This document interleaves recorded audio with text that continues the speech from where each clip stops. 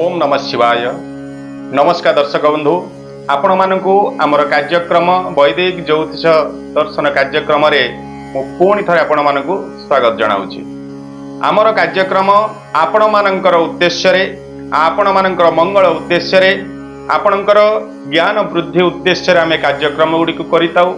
एही क्रम रे आज आमे आलोचना करिवु ज्येष्ठा नक्षत्र बिछा राशि तांकर संपूर्ण भविष्य फल अर्थात तांकर राशिर शुभाशुभ, तांकर चरित्र लक्षण एवं स्वभाव, तांकर रिष्ट अपमृत्यु एवं मृत्यु जग विषय आमे संपूर्ण आलोचना करिवु। तेबे आसंतु देखिबा तांकर कौन रहिछि ज्योतिष शास्त्र सम्मत तांकर कौन रही शुभाशुभ फल।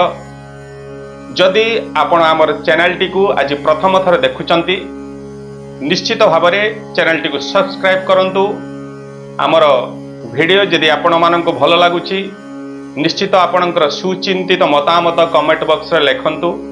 वीडियो टी को आपणकर ज्ञाति कुटुंब परिजन मानक निकट को शेयर करंतु, सेमाने मध्य एही ज्ञान प्राप्त करंतु, तांकर निज विषय रे तत्व जानतु, निजर राशि विषय जानतु, निजर शुभाशुभ विषय जानतु। बेल आइकन टी को मध्य प्रेस करंतु, कारण आमर नोटिफिकेशन आपण पाखक जीव वीडियो अपलोड हेबा मात्रे जहा आमर वीडियो आपण सर्वप्रथमे देखि परिबे। तेबे आसंतु आम कार्यक्रम को आगक बढ़ेबा। ज्येष्ठा नक्षत्र बिछा राशि आपणकर लग्न कुंडली आपण लक्ष्य करि परिथिबे। लग्न कुंडलीर मध्य भाग रे केंद्र भाग रे लिखा आइतिबो 18/8 अर्थात 18 संख्या होउची सेही ज्येष्ठा नक्षत्र संख्या एवं 8 होउची आपणकर से बिछा राशिर संख्या। राशि बिछा राशि राशि अधिपति होउचंती मंगल, नक्षत्र होउचंती ज्येष्ठा एवं नक्षत्र अधिपति होउचंती बुध एवं जन्म वर्ण यदि देखिबा एमाने होउचंती विप्र वर्ण अर्थात ब्राह्मण वर्ण, जहाँ कि एमानंकर अनेक वेद पूजा पाठ एवं गुरु ब्राह्मण प्रति एमानंकर श्रद्धा भक्ति विश्वास मध्य रही थाए। एवं एमाने होउचंती राक्षस गण। राक्षस गणरे बा राक्षस कुलर हेले मध्य एमाने निश्चित भाव में ब्रह्मत्व एमानंक भितरे रही थाए। जेपरी रावण एवं विभीषण एमाने दुई जन जाक ब्राह्मण थिले, किंतु एमानंकर कुल राक्षस कुल थिला बा गण थिले। एमाने जदि देखिबा जन्म नाड़ी होउची पृष्ठ नाड़ी रे एमाने जन्म होइतांती। जन्म जनि होउची हरिण जनि बा मृग जनि रे एमाने जन्म होइतांती। शुभ वार होउची एमानंकर ए ज्येष्ठ नक्षत्र बिछा राशि व्यक्ति विशेष मानंकर शुभ वार होउची मंगलवार। मंगलवार को एमाने जदि व्रत भाव रे नउचंती, देव दर्शन पूजन एवं आमिष आदि भोजन निवृत्त रहउचंती एवं सही दिन रे शुभ कार्य गुडी को जदि करूचंती, नूतन जान आनिबा, दूरयात्रा, विद्यारंभ, वाणिज्यकरण, विवाह, गृह प्रवेश, गृह प्रतिष्ठा, गृह प्रवेश इत्यादि कर्म गुड़िक जदि करूचंती शुभ बार रे तांका पय निश्चित भाव में एक शुभ फल प्राप्त होइथाय। यदि देखिबा सेई बिछा राशि व्यक्ति विशेष मानकर घात बार बा अशुभ बार तांकर शुक्रवार होइथाय घात बार। ए घात बार रे निश्चित भाव में वैदिक कर्म जेपरी विवाह, गृह प्रवेश, व्रतपनयन, गृह प्रतिष्ठा इत्यादि कर्म, अन्यान्य विद्यारंभ, अन्यान्य कर्म जहाँकि न करिवाटा भल, कारण घात बार रे आघातर सूचना थाए एवं कर्मरु 100% शुभ फल से प्राप्त करि न पारंती। तेणु आपण घात बार को सावधान अवलंबन करिवार आवश्यकता रही। जदि देखिबा शुभ संख्या आपणकर होउची 2, 7 एवं 9। संख्या भित्तिक जदि कार्यक्रम आम किछि करूचंती, जेपरि आपणकर मोबाइल नंबर नउचंती बा घर पई लैंड नंबर टी को नउचंती बा आपणकर नूतन जान वाहन किछि गाड़ी किणुचंती, निश्चित भाव में आपणकर शुभ संख्या रे आपणकर रजिस्ट्रेशन नंबर नै परिबे। जदि घर संख्या नउचंती बा फ्लैट टे नउचंती, आपणकर राशि अनुकूल संख्या रे जदि आपण रखुचंती, निश्चित भाव में से जान वाहन से गृह फ्लैट रो आपणकर सकारात्मक प्रभाव आपणक पई अधिक रहिबो। जेपरि जदि आपणकर लटरी किणवार अभ्यास अछि बा शेयर मार्केट रे किछि इन्वेस्ट करूचंती, निश्चित भाव में आपणकर से शुभ संख्यार जदि लटरी संख्या रखुचंती बा शुभ संख्यार आपणकर शेयर गुडी को आपण किणुचंती बा बिकुचंती, निश्चित भाव लाभांश प्राप्त करिया पई आपण सक्षम रहिबे। आपणकर शुभ धातु होची स्वर्ण बा गोल्ड। निश्चित भाव में स्त्री बा पुरुष आपण निश्चित भाव में सुनार कौनसी ना कौनसी अलंकार आपण धारण करवा उचित। पुओटे जदि होइतिबो मुद्रिका बड़ा हिसाब रे लगे पारिबे, ब्रेसलेट लगे पारिबे। झियो होइतिले तो सुनार अनेक अलंकार रही आपण निश्चित भाव में सुनार अलंकार किछि शरीर धारण करंतु। शुभ धातु हिसाब से आपणकर से शुभ धातु शरीर जदि स्पर्श करिके रहूची आपणक पई एक सकारात्मक बा पॉजिटिव एनर्जी आपणको फील हो, जहाँ मन मस्तिष्क को आपणकर सुस्थ रखिबा सहित कार्यदक्षता वृद्धि एवं आपणकर सब क्षेत्र में आपण सक्सेस रहिबे। यदि देखिबा आपणकर शुभ रत्न होची रेड कोराल बा ताको आमे जोडा रक्त प्रवाल कहिथु ओडिया रे। निश्चित भाव में जदि आपणकर राशि रत्न हिसाब से रेड कोराल लगाउचंती बा रक्त प्रवाल धारण करूचंती ये मध्य आपणक पई एक सकारात्मक शुभ फल प्राप्त करिवा पई माध्यम रहिबो। निश्चित आपणकर भाग्यर उन्नति सहित कर्मर उन्नति एवं सब क्षेत्र में शत्रु विजय एवं सब क्षेत्र में शुभ फल आपण पाइबा पई सक्षम रहिबे। आपणकर राशि अनुकूल जदि शुभ रत्न आपण धारण करूचंती। शुभ रंग मध्य आपण व्यवहार करिवार आवश्यकता रहिछि। ए ज्येष्ठ नक्षत्र विचारासी व्यक्ति विशेष मानकर जीवन रे रंग अनेक रहिछि, तेणु आपण यथा संभव आपण जीवन रे आपणकर शुभ रंग होउछि लाल बा रेड कलर। सही रंग को आपण व्यवहार यदि करूचंती निश्चित भाव में आपणकर से रंगरू गोटे पर्सनालिटी ठीक रहिबा सहित आपणकर मान धन जस कमाइबा पे आपण सक्षम रहिबे। यदि रंग भित्तिक जेपरि कार्य रहउछि आपणकर यदि नूतन जानवाहन टे नउचंती आपण राशि अनुकूल रंग रे लाल रंग रे नै परिबे। विशेष करी आपणकर जो वस्त्र परिधान करूछंती से वस्त्र मध्य आपणकर राशि अनुकूल रंग रे यदि आपण दैनंदिन व्यवहार करूछंती बा रखुछंती आपणकर शरीर रे निश्चित सकारात्मक प्रभाव आपण प्राप्त करने सहित से वस्त्र आपण मान सम्मान वृद्धि हम निश्चित भाव एवं आपणकर गृह रंगटे करने जाऊँगी निश्चित भाव में आप राशि अनुकूल रंग में आप घर रंग रखिपारती। जीवन में जेकोसी भी द्रव्य बा वस्तुटे आप किणवाई जाऊँगी निश्चित भाव में आपणकर से राशि अनुकूल रंग लाल रंग को आप रखु यथाशक्ति यथा संभव। निश्चित भाव में आपण से वस्तु बा द्रव्यटे आपण एक अत्यधिक शुभ रहा सहित आपण शुभ फल प्राप्त करेंगे और से वस्तु आपण सुख मध्य प्राप्त करने सक्षम रहिबे। जदि देखिबा आपणकर शुभ चंद्र होची सिंह चंद्र होची आपणकर शुभ चंद्र। पंजिकार देखले आपण जानि परिबे जो दिन सिंह राशि रे चंद्र अवस्थान करिसंती आपण जानिबे आपणक पई शुभ चंद्र। से शुभ चंद्र रे आपणकर वैदिक कर्म विवाह व्रत गृह प्रवेश गृह प्रतिष्ठा इत्यादि कर्म मध्य आपण करि परिबे। एवं सही शुभ चंद्र रे आपणक पई अन्य विदेश यात्रा नूतन वाणिज्य इत्यादि वाणिज्य आरंभ इत्यादि कर्म मध्य आपण करबा द्वारा आपणक पई अनेक सफलता प्राप्त करिया पई सक्षम रहिबे। आपण आ घात चंद्र हिसाब रे देखिबा वृष चंद्र पंजिकार देखिले आपण जानि परिबे जो दिन वृष राशि रे चंद्र अवस्थान करिथिबे आपणक पई घात चंद्र रूचना। से घात चंद्र रे वैदिक कर्म निषेध कौन से वैदिक कर्म यज्ञ विवाह व्रत इत्यादि कर्म करंतु नहीं, कारण से कर्म रु आपण आघात प्राप्त करने सहित कर्म रु आप 100% शुभ फल प्राप्त करें नहीं।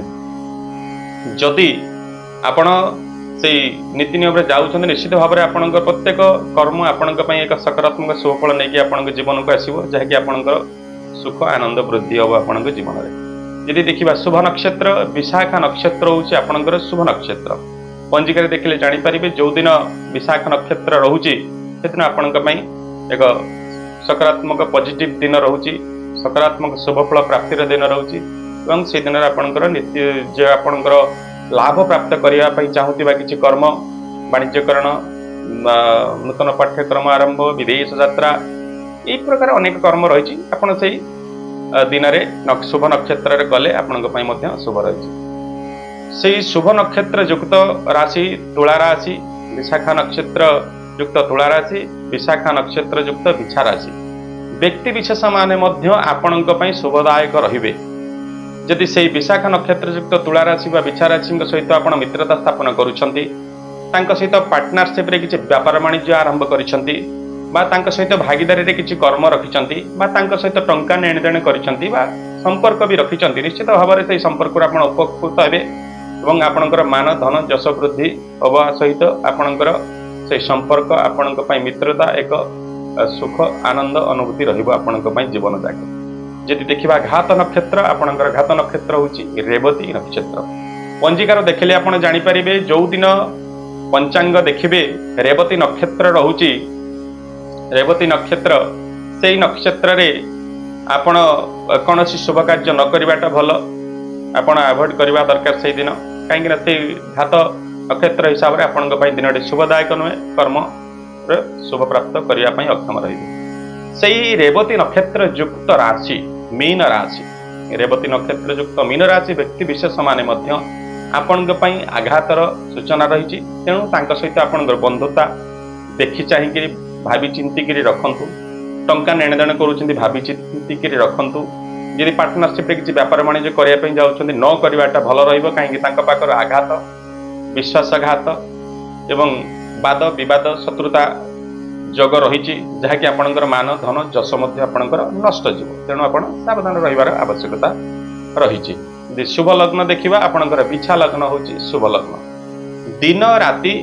मिसिकी आप जानते 24 घंटा से 24 घंटे आमर वैदिक अनुसार 12टी लग्न भोग होता है 12टी लग्न अर्थात प्रत्येक लग्न 2 घंटा भोग होता है से अनुसार आप देखिए पंजिकार देखिले जानीपारे बिछा लग्न जो समय भितर भोग होची से समय आप 2 घंटा आप सावधान रही आवश्यकता अच्छी कौन कार्य न करवाटा भल रही घात तिथि देखा आपण प्रतिपद एवं षष्ठी एवं एकादशी तिथि आपण आघातर तिथि से अनुसार आप सावधान रही आवश्यकता रही आपणकर राशि अनुकूल नामाक्षर ज्येष्ठ नक्षत्र बिछा राशि राशि अनुकूल नामाक्षर हूँ आपणकर न एवं ज अंतस्थ ज से अनुसार आपणकर शुभ नामटी को जदि आपणकर शुभ राशि अनुकूल अक्षर रे आपण रखुचंती से नामरू आपण सुनाम अर्जन करने सहित मान धन जश आपको सकारात्मक शुभ फल से नामरू आपण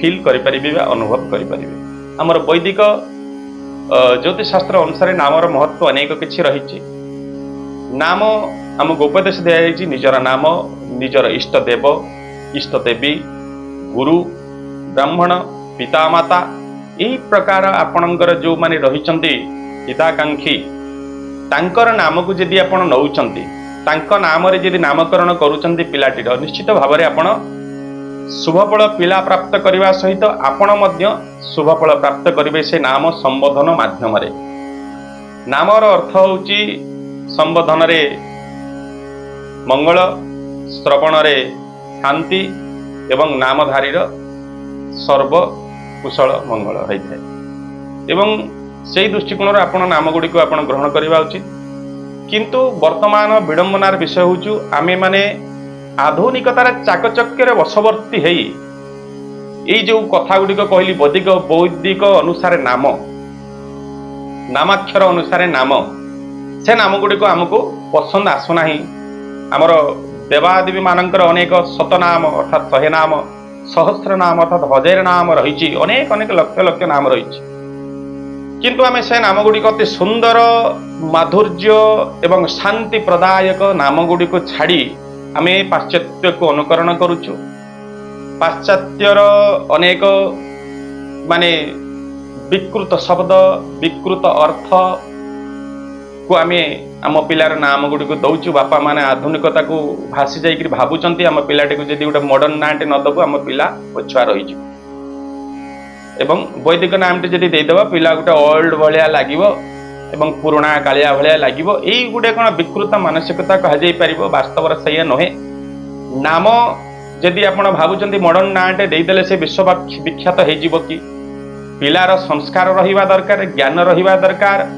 एवं तार कर्तव्य बोध बुझा दरकार एवं से जिनस गुड़ जदि आप पिला को सचेतन न कराउछन्ते पिला केबे उन्नति करि परिबनी एवं विश्व विख्यात हो पारिब नाही तेणु आमर वैदिकर संस्कार अनुसार निजर नाम गुड़ी को जदि आपण आमर सनातन धर्म हिंदू धर्म एवं आमर आध्यात्मिकता को बेस करिक नाम गुड़िक दौरान से ही पिला को नामरू जना पड़ पिलार संस्कार कौन पिलार आचार विचार फरक करहब जानीहब एवं आउ गोटे कथा आप जानी रखु आमर जदि नाम मध्यम शास्त्र कहुई नाम मध्यम मोक्ष प्राप्त होता है किपरि आमर वार्धक्य अवस्था आमे माया मोहरे भ्रमित है मृत्यु आगमन समय आमे ସେଇ ପରମ ପୁରୁଷ ପରମାତ୍ମା ନାରାୟଣ ରାମ କୃଷ୍ଣ ଇତ୍ୟାଦିଙ୍କର ନାମ ଆମ ସ୍ମରଣ ଆସିନଥାଏ।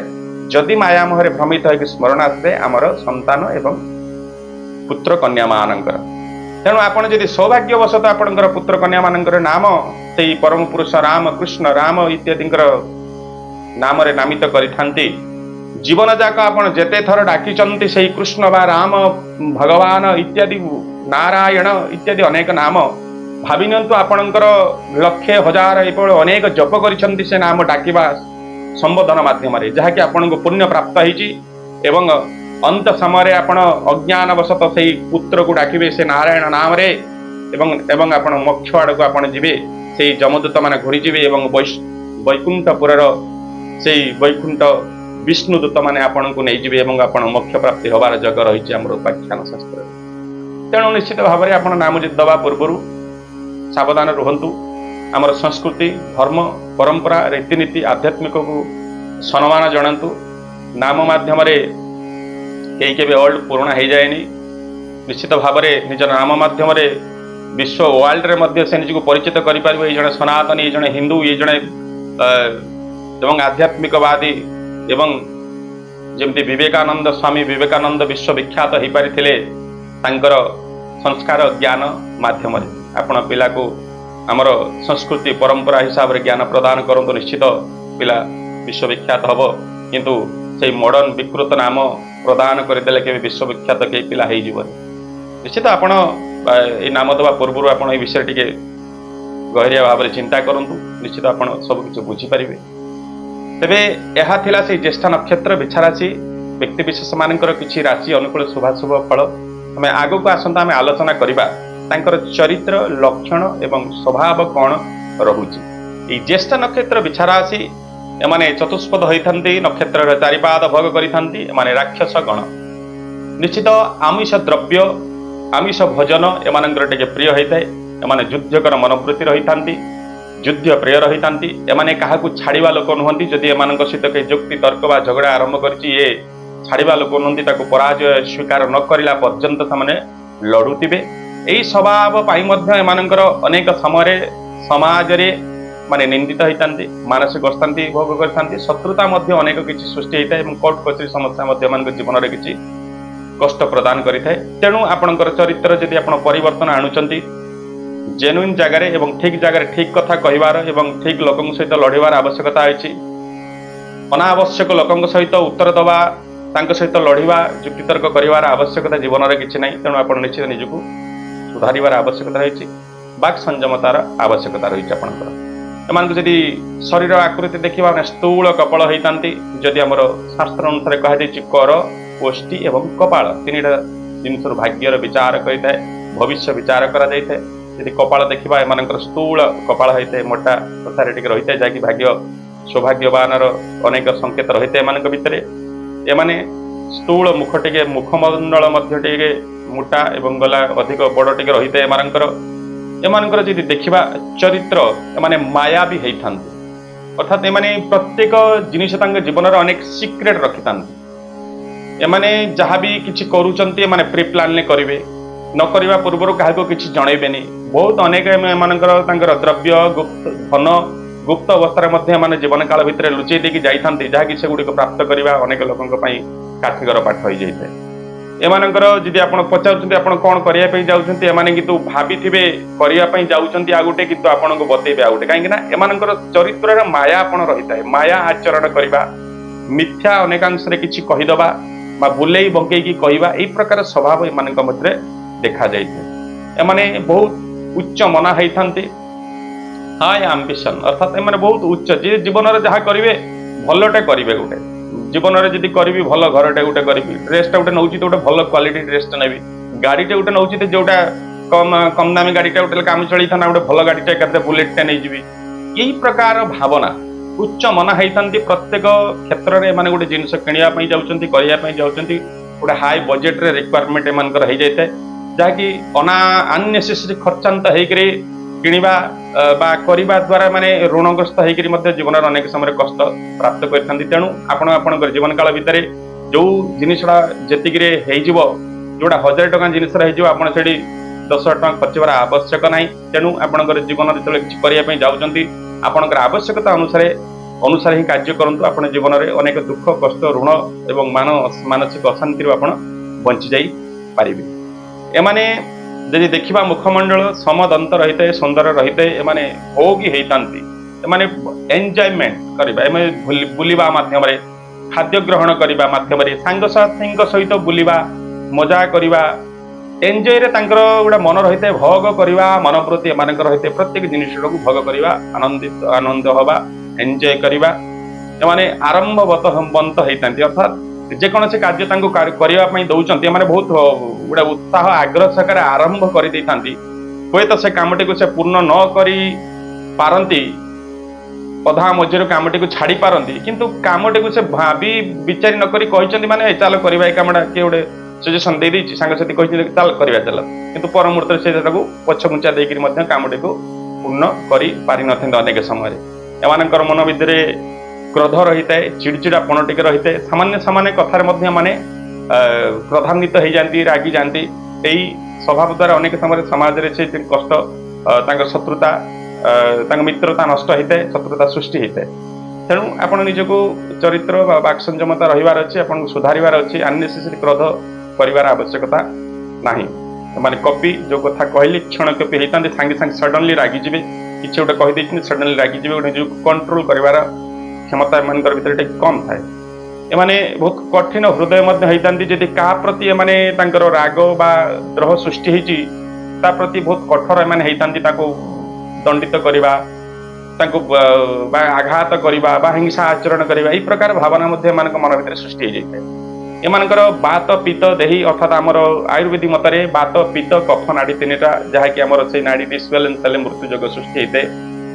ସେଇ ବାତ ପିତ୍ତ କଫରେ ସେ ଟିକେ ପୀଡ଼ିତ ବେଶୀ ରହିଥାନ୍ତି। ଥଣ୍ଡା ଭିତରେ ସେ ଥଣ୍ଡା ରହିବା ବା କଫ ଜମାଟ ବାନ୍ଧିବା, ପିତ୍ତ ସମସ୍ୟା ମଧ୍ୟ, ଯାହାକି ଚର୍ମ ରୋଗ, ମୁଣ୍ଡ ବୁଲେଇବା ଏହି ପ୍ରକାର, ଏବଂ ଯାହାକି ତାଙ୍କର ଶିରା ପ୍ରଶିରା ସମ୍ବନ୍ଧୀୟ କିଛି ରୋଗ ମଧ୍ୟ ଯାହାକି ତାଙ୍କୁ ଡିସବ୍ୟାଲେନ୍ସ କରିଥାଏ ବା ତାଙ୍କୁ କଷ୍ଟ ପ୍ରଦାନ କରିଥାଏ।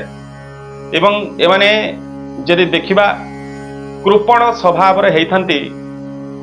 ପୂର୍ଣ୍ଣ କୃପଣ ତ କୁହାଯାଇ ପାରିବ ନାହିଁ, କିନ୍ତୁ ଦାନ କରିବା ପୂର୍ବରୁ ଏମାନେ ବହୁତ ଭେରିଫିକେସନ କରନ୍ତି, ବହୁତ ପଚାରି ବୁଝିକିନି କୋଉ ଜାଗା କ'ଣ ପାଇଁ ନେଉଛ, କ'ଣ କରିବ। ଏମାନେ ଏତେ ସହଜ ଭାବରେ କାହାକୁ କିଛି ଦାନ କରନ୍ତିନି, ଏବଂ କିଛି କାହାକୁ ଦବା ପୂର୍ବରୁ ଏମାନେ ଚିନ୍ତା କରନ୍ତି ମୁଁ ସେଇଠି ତାକୁ ଫେରି ପାଇବି ତ, ମୁଁ ସେଇଠି ଯେତିକି ଦେଉଛି ତାର 2 ଡବଲ କଲେକ୍ସନ କରିପାରିବି ତ। ଏହି ପ୍ରକାର ଭାବନା ଏମାନଙ୍କର, ଯେତିକି ଦିଅନ୍ତି ସେତିକି 4 ଗୁଣା ମଧ୍ୟ ଏମାନେ ନବା ପାଇଁ ମଧ୍ୟ ପ୍ରସ୍ତୁତ ଥାନ୍ତି। ଏମାନେ ଉତ୍ତମ ବକ୍ତା ହେଇଥାନ୍ତି, ଅର୍ଥାତ୍ ଏମାନେ ଯଦି ରାଜନୈତିକ କ୍ଷେତ୍ରରେ ରହୁଛନ୍ତି ବା ସଭା ସମିତିରେ ଏମାନେ ଗୋଟେ ତାଙ୍କର ଭାଷଣ ଦେବାର କାପାସିଟି ବହୁତ ଭଲ ରହିଥାଏ। ଲୋକଙ୍କୁ ମୋହିତ କରିବା, ଲୋକଙ୍କୁ ବୁଝେଇ ପାରିବା, ଲୋକଙ୍କୁ ଆକୃଷ୍ଟ କରିପାରିବା ନିଜର ଆଡ଼କୁ, ଏବଂ ନିଜର ମୋଟିଭେସନ ଦେବା, ଏହି ପ୍ରକାର ଏମାନଙ୍କର ଭିତରେ ସ୍ୱଭାବ ଦେଖାଯାଇଥାଏ।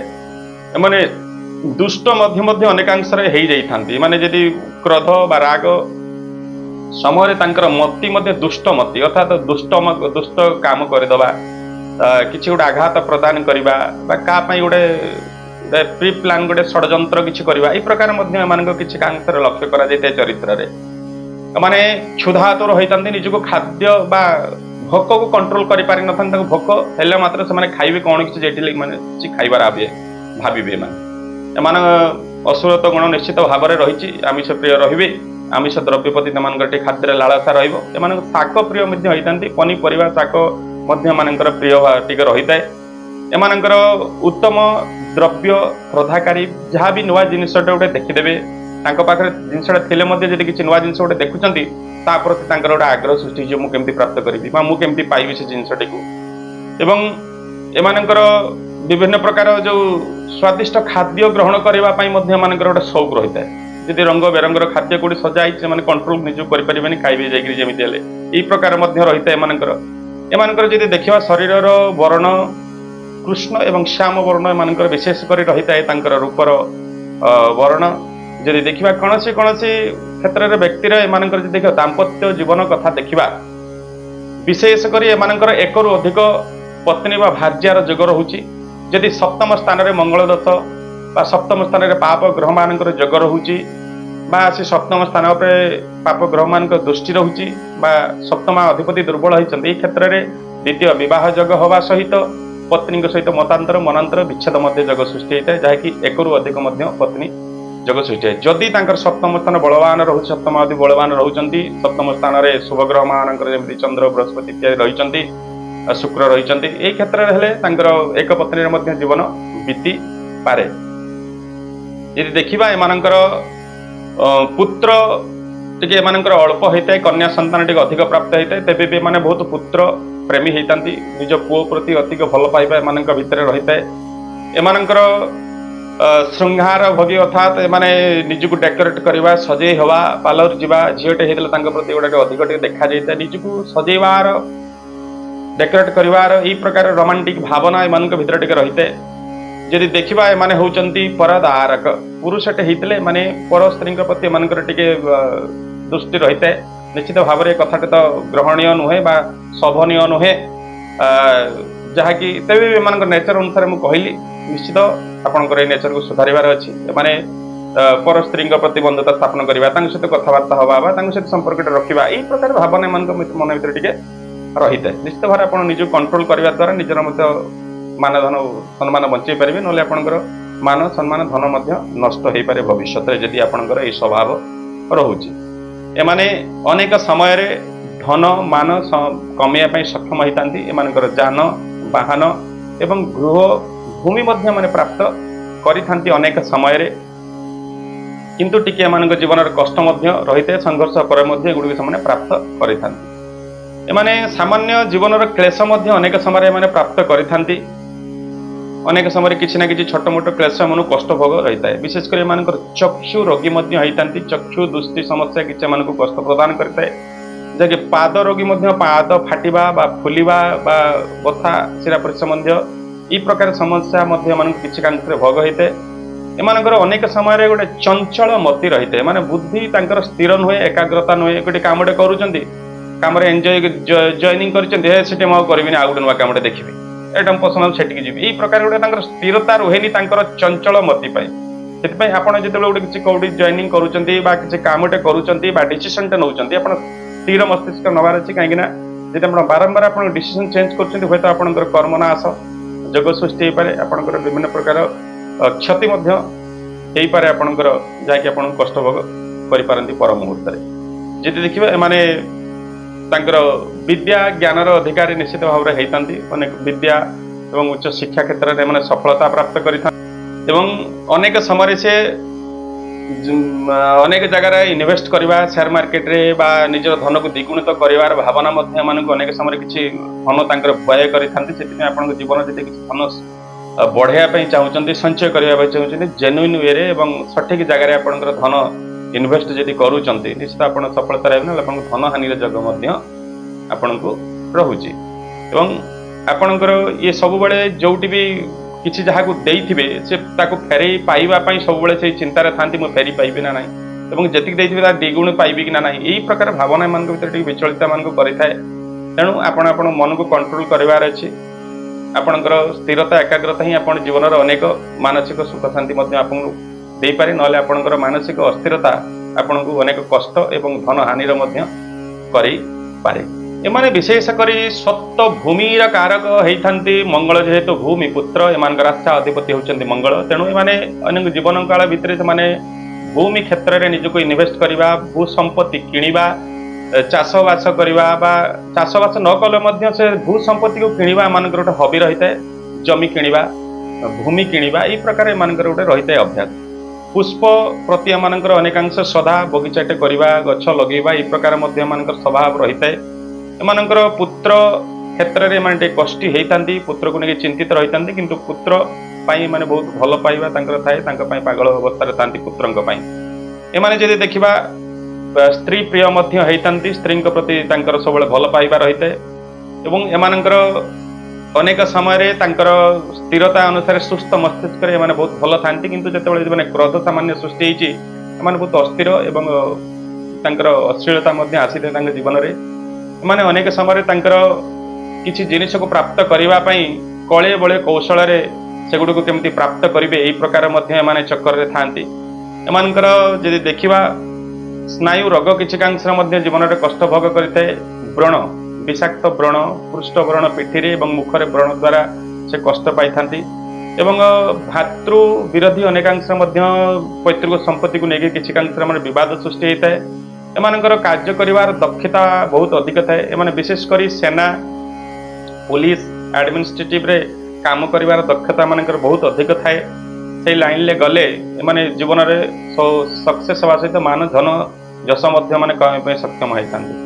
माने जदि देखिबा मानकर अनेक साहस रही है, धैर्य एवं साहस रही है। माने सांगे सांगे भयभीत होती ना, जदि भी समस्या सृष्टि होती निजर साहस बुद्धि बल समस्या को समाधान करने सक्षम होता एवं एमाने शत्रु कारक ही जीवन में एम शत्रु तो अनेक रागी था किंतु निजर व्यवहार को जब परिमार्जित करुँच बाक संयमता आचरण कर शत्रु संख्या कम तेबे भी एमाने शत्रु को विजय होवार एम रही है। शत्रु लगे शत्रु को पराजय कर क्षमता एम भितर रही है। आसतु देखा ये ज्येष्ठ नक्षत्र विछाराशि व्यक्ति विशेष मानकर रोग कौन कौन रही है जहाँकि अधिक कष्ट प्रदान करते से विषय देखा। जदि देखा पिता अधिक अर्थात पित्त प्रबलता कारण से पित्त पड़ा पित्त बांति हवा मस्तिष्क मुंड बुलेवा चर्म संबंध किसी रोग समस्या कष्ट भोग कर व्रण संबंधित आलोचना कली व्रण संबंधी कष्ट भोग होता है। कफ एवं श्वास संबंधी निश्वास प्रश्वास बाधा ये प्रकार समस्या कष्ट होता है। एवं कंठ संबंधी जमी स्वर परिवर्तन बा गलार इन्फेक्शन यही प्रकार समस्या किसी कष्ट प्रदान करता है। बसंत हाड़फुटी मिलमिला यही प्रकार समस्या जल संबंधी किसी रोग जीवन में कष्ट प्रदान करता है। एवं विशेषकर जब देखा विषाक्त फटका व्रण जीवन में अनेक कष्ट प्रदान करता है। एवं कंडु संबंधी रोग रक्तस्राव जब रक्तस्राव संबंधी किसी रोग बा ब्लड इन्फेक्शन हवा परिस्रा इन्फेक्शन हवा यही प्रकार समस्या रक्त संबंधी किसी रोग यौन संबंधी रोग पीड़ादायक रही है। आमाशय संबंधी रोग किसी कष्ट प्रदान करें। अर्श मलकंटक भगंदर मलद्वार संबंधी रोग कष्ट प्रदान करें। एवं मुख एवं दंत रोग जीवन में किसी कष्ट प्रदान होता है। जहाँ कहली यूरिन इन्फेक्शन मूत्राशय अटकी अटकी मूत परिसरा लगे यही प्रकार समस्या बहुमूत्र अर्थात डायबिटीज संबंधी किसी रोग समस्या कष्ट प्रदान करें। एवं शस्त्राघात से गुप्त शत्रु शस्त्र आघातर किसी जोग रोचे तेणु बा दुर्घटना जोग रोचे जानवाहन द्वारा आपण सावधान अस्त्र आघात प्राप्त करें। तेणु आप सावधान रही आवश्यकता रही। एवं ज्वर किसी जपरी आंतरिक ज्वर मलेरिया टाइफॉइड यही प्रकार ज्वर जीवन में कष्ट प्रदान करें। बर्तमान आसतु देखा ये ज्येष्ठ नक्षत्र विछाराशि व्यक्ति विशेष मानकर रिष्ट अपमृत्यु एवं मृत्यु जग कौन रोचे।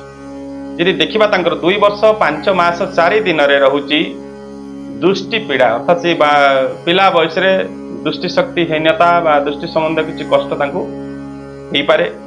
5 वर्ष 2 मास 4 दिन रोचे जल पीड़ा सूक्ष्म पीड़ा जल द्वारा बसंत हाड़फुटी मिलमिला यही प्रकार ज्वर रोग बा थंडा सर्दी यही प्रकार जल द्वारा से रोग पीड़ित होकर थंडा द्वारा कष्ट भोग कर। 8 वर्ष 6 मास 4 दिन रोचे पेट वेदना पेट स्टमक इन्फेक्शन बा पेट संबंधी किसी रोग द्वारा पीड़ित होकर झाड़ा द्वारा कष्ट प्राप्त करें। जदि 13 वर्ष 5 मास 9 दिन रही कंप ज्वर से जमीती कहुमर आंतरिक ज्वर से प्रकार ज्वर द्वारा से पीड़ा भोग करें टाइफॉइड जहाँकि कष्ट प्रदान करें। 27 वर्ष 9 मास 7 दिन रही बसंत हाड़फुटी मिलमिला यही प्रकार किसी इन्फेक्शन ठंडा संबंधी संक्रमण रोग। एवं 28 वर्ष 10 मास 7 दिन रही ज्वरातिसार अर्थात ज्वर संबंधी किसी ज्वर द्वारा पीड़ित होकर से शଯ୍याशायी कष्ट भोग करें। 31 वर्ष 5 मास 7 दिन रही संतान कष्ट संतान को लेकर संतान शरीर स्वास्थ्य को लेकर चिंतित रही पारती कष्ट भोग करें। 38 वर्ष 8 मास 9 दिन रही पेट व्यथा पुणी से पेट इन्फेक्शन बा स्टमक इन्फेक्शन हवा पेट संबंधी किसी संक्रमण हवा जैक कष्ट प्रदान करें।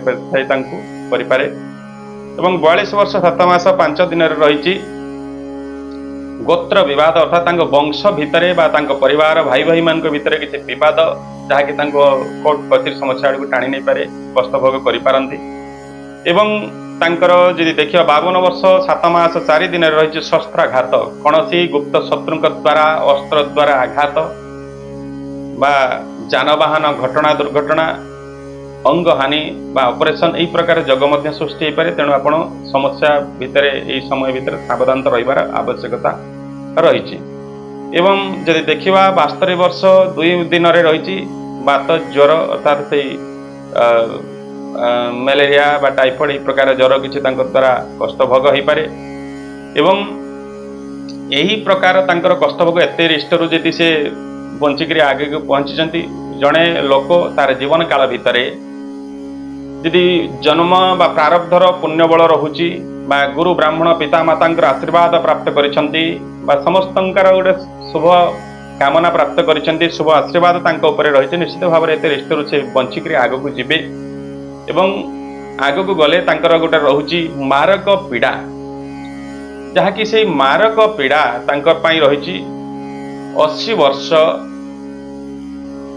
9 मास 5 दिन ए दिन मृत्युतुल्य पीड़ा बा मृत्यु जग मध्य सृष्टि हो पारे तांकर पुण्यबल जदि थी निश्चित से आग को जीवे आग को जाइकरी से 90 वर्ष 2 मास 4 दिन तांकर झाड़ा रगरे मृत्यु होवार जग रहुची एतिकी आयुषर तांकर प्राणहानिर जग मध्य रहुची। आ गोटे कथा मन रखंतु जड़े लोक तार कर्म माध्यम निजर संस्कार माध्यम से तार आयुष को वृद्धि करें एवं तार आयुष को मध्य हानि करें तेणु आपण सब निजर कर्म एवं संस्कार को सचेतन रुहतु आयुष आपन पूर्ण भोग करेंगे सन्देहर अवकाश ना। तेरे दर्शक बंधु मुझे गोटे कथा कही रखा चाहे यह से ज्येष्ठा नक्षत्र विछाराशि व्यक्ति विशेष मानकर नक्षत्र एवं राशि अनुसारे तांकर चरित्र लक्षण स्वभाव रिष्ट अपमृत्यु मृत्यु एवं तांकर शुभाशुभ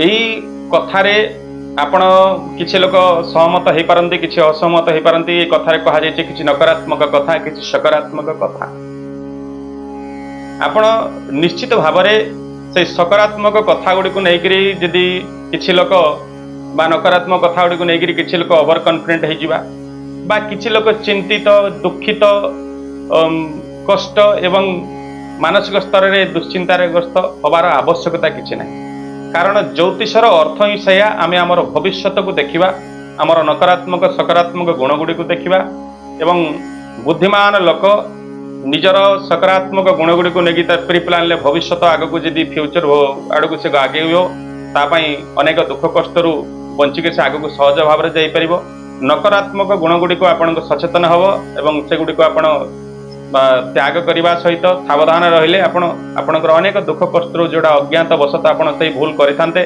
से कष्ट पड़ी था अनेक समय मान धन जस्त नष्ट जाता एवं कष्ट पाई था आपण बंची जाई पारे तेणु आपणकर ये कथा गुड़ी को पॉजिटिव बा सकारात्मक भावना रे नियंतु आपण से अनुसार आपण प्री प्लान आग को बढ़ंतु निश्चित आपणकर ये संसार रे धर्म अर्थ काम मोक्ष चतुर्वर्ग प्राप्त करने सहित मान धन जश गृह भूमि इत्यादि पाइबा सक्षम रहिबे जदि आपण को जीवन को आपण सब बड़े एक्सपेरिमेंट करी आपणकर जानिकरी आपण को निज को सुधारिक आग को बढ़ुछन। आ गोटे कथा मध्य मु कहि रखिबा पई चाहे ये हूँ नक्षत्र एवं राशि अनुसार आपणकर भविष्य फल किंतु ये ज्येष्ठा नक्षत्र विछराशि व्यक्ति विशेष मानकर यदि देखा जन्मित लग्न कुंडली समस्तर सामान नुहे ग्रह स्थिति मध्य सामान नुहे कहार लग्न कुंडली राजयोग अनेक रही कार लग्न कुंडली काल सर्प परी प्रकार दुर्योग मध्य अनेक रही जहाँकि हुए तो ये कथारे क्यों मानक कथारे 19-20 हो पारे आपण मैंने कहे आप एमती कहले मोर सेमती होनी मु बहुत कष्ट अच्छी मु बहुत दुखरे अच्छी आपण एटा कहले सेटा कहले से भावना आप जानतुनि लग्न कुंडली दुर्योग सृष्टि होती ग्रह मानकर अशुभ अवस्था बेसी रही कालसर्प दोष पापकर्तरी दोष ए प्रकार अनेक दुर्योग रही जीवन में अग्रहण दोष अंगारक दोष यही प्रकार यदि दोष किसी जातक रोचे निश्चित भाव में आप अनेक कष्ट संघर्ष दुख भोग करें तेणु आपण अधैर्य न होई आपणकर जातक को एक ज्ञानी गुणी ज्योतिष मान सहित आपणकर विचार करंतु यदि किसी से बड़े अशुभत्व रहुछि जग ताकू खंडन करने ପାଇଁ ଆପଣ ପ୍ରତିକାର ନେଇପାରନ୍ତି। ଜ୍ୟୋତିଷ ଶାସ୍ତ୍ର ଅନୁସାରେ ଅନେକ ପ୍ରତିକାର ବିଧାନ ଅଛି। ଜପ ମାଧ୍ୟମରେ, ତପ ମାଧ୍ୟମରେ, ଦାନ ମାଧ୍ୟମରେ, ଯଜ୍ଞ ମାଧ୍ୟମରେ ଏବଂ ଦାନ ମାଧ୍ୟମରେ ମଧ୍ୟ ଏବଂ ଗ୍ରହରତ୍ନ ଷ୍ଟୋନ୍ ଧାରଣ ମାଧ୍ୟମରେ ଆପଣ ସେ ଅନୁସାରେ ଆପଣଙ୍କର ଯୋଉଟା ଆପଣଙ୍କୁ ଲାଗୁଛି ଆପଣଙ୍କ ପାଇଁ ଅନୁକୂଳ ସେଇ ଅନୁସାରେ ପଦକ୍ଷେପ ଗ୍ରହଣ କରନ୍ତୁ। ହୁଏତ ଆପଣଙ୍କ ଅନେକ କଷ୍ଟରୁ ଯୋଉ ପାଇଛନ୍ତି ସେଠୁ ମୁକ୍ତି ପାଇକି ଆପଣ ସୁଖ ମଧ୍ୟ ଜୀବନରେ ଭୋଗ କରିପାରିବେ ମୋର ଆଶା। ତେଣୁ ଆପଣ ଏଇ ସବୁ କଥାକୁ ଶୁଣିଲା ପରେ ପୁଙ୍ଖାନୁପୁଙ୍ଖ ଜୀବନକୁ ସବୁବେଳେ ଆପଣ ପରୀକ୍ଷା ନିରୀକ୍ଷା କରିକି ଆଗକୁ ପ୍ରତ୍ୟେକ ପାଦ ବଢ଼ିବା ପୂର୍ବରୁ ଆପଣ ଭାବି ଚିନ୍ତିକି ପାଦ ପକାନ୍ତୁ। ନିଶ୍ଚିତ ଭାବରେ ଆପଣ ଦେଖିବେ ଅନେକ ସମସ୍ୟାରୁ ଆପଣ ବଞ୍ଚିବେ ଏବଂ ଆପଣଙ୍କ ଜୀବନ ନିଶ୍ଚିତ ଭାବରେ ସୁଖ ଭୋଗ ରହିବ। ତେବେ ଦର୍ଶକ ବନ୍ଧୁ ଆଜିର ଯେଉଁ କାର୍ଯ୍ୟକ୍ରମ ଆମେ ଆଜି ଏଠି ସମାପ୍ତ କରିବା। ପୁଣି ଥରେ ଆଗାମୀ ଅଧ୍ୟାୟରେ କିଛି ନୂଆ ବିଷୟବସ୍ତୁ ଆଲୋଚନାକୁ ନେଇ ମୁଁ ଆପଣମାନଙ୍କ ସମ୍ମୁଖରେ ଉପସ୍ଥିତ ହେବି।